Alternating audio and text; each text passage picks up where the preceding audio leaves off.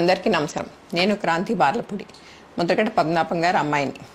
పిఠాపురంలో పవన్ కళ్యాణ్ గారిని ఓడించడానికి వైసీపీ నాయకులు ఎన్ని చేయాలో అని చేస్తున్నారు. ముఖ్యంగా నిన్న మా నాన్నగారు ఒక బాధాకరమైన ఛాలెంజ్ చేశారు.